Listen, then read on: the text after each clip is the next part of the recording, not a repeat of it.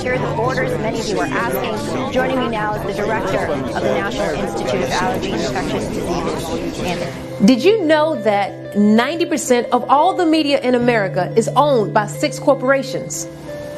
News Corp, Disney, Viacom, Comcast, Time Warner, and CBS. And the top 6 that own 96% of the world's media is News Corp, Disney, Viacom, Time Warner, Vivendi, and Bertelsmann. The media. The media is the largest propaganda medium across the world. It is the weapon of mass deception. Malcolm X said it best.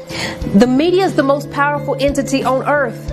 They have the power to make the innocent guilty and to make the guilty innocent, and that's power, because they control the minds of the masses. The most dangerous problem with media deception is that often we don't even realize when it occurs. The best propaganda strips you of your critical thinking and leaves you feeling like you've made all your decisions completely on your own. When you think of Muammar Gaddafi, it's hard not to think this guy is crazy. You've accused Muammar Gaddafi of genocide. We stand ready to do what is necessary to make sure that there's not an act of genocide against those people. Now, it isn't his former enemies that Muammar Gaddafi fears. Like every dictator who stayed too long, the voices he hears are the cries of his own people. Gaddafi squandered his nation's oil wealth, oppressed his people, sponsored terror worldwide. Muammar Gaddafi was ruthless, outrageous, and unpredictable.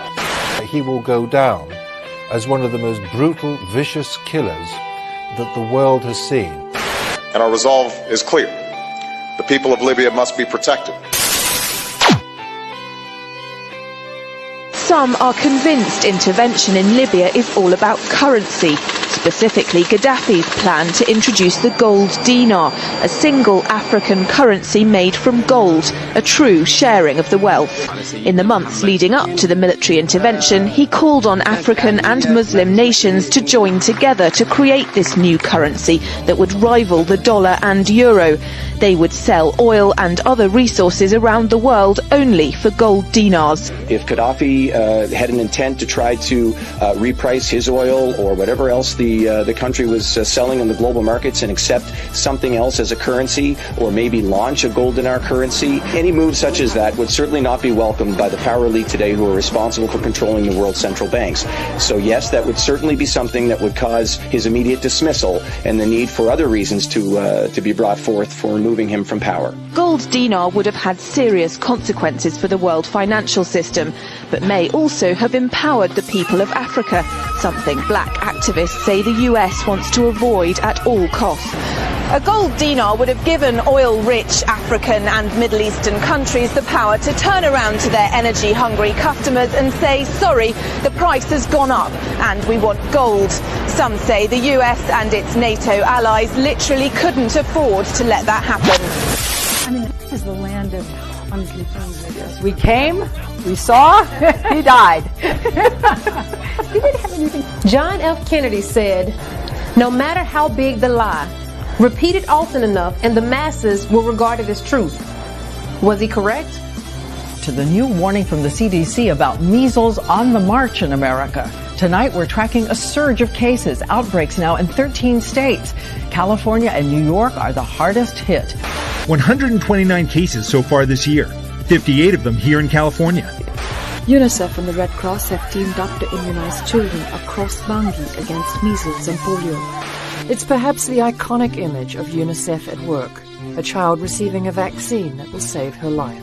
As we head out to get the shot, other mothers join us. You're coming to get the shots too? We're going to the CDC clinic that first tested this vaccine. I'm relieved to tell you, as more and more of them get the vaccine, they're better and better. We told you recently about a new whistleblower inside the CDC. Now we know his name, Dr. William Thompson. And Dr. Thompson shared his story with Dr. Brian Hooker. Thompson says he stayed quiet for over 10 years after finding a link between vaccines in young black children and autism. Thompson says the CDC knew about this link and purposely manipulated the evidence by removing black babies without birth certificates from the study to justify their own multi-billion-dollar vaccination operation.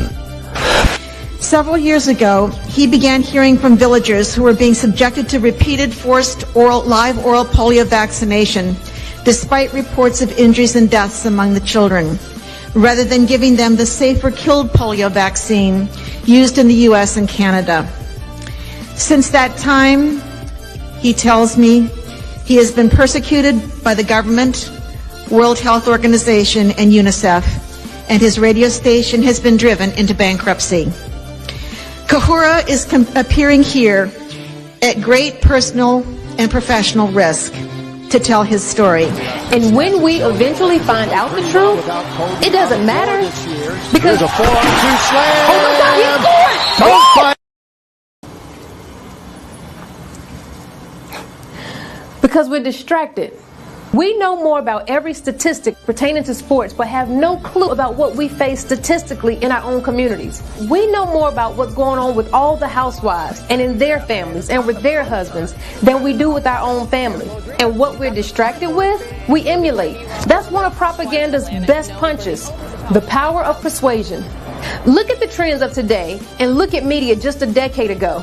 And ask yourself, has our emulation been progressive or regressive? Regardless of what you think of Bill Cosby, blacks have not had a more progressive moment in media compared to the Cosby decade.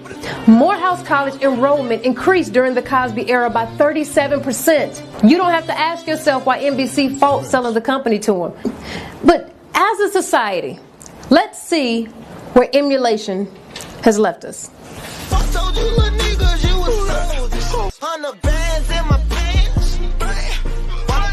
He love this fat ass.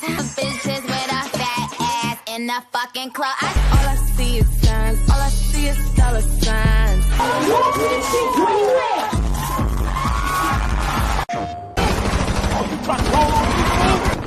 Freeze! Now! Drop it! And we can't forget the deception that comes from the companies that make it all possible. This program is brought to you by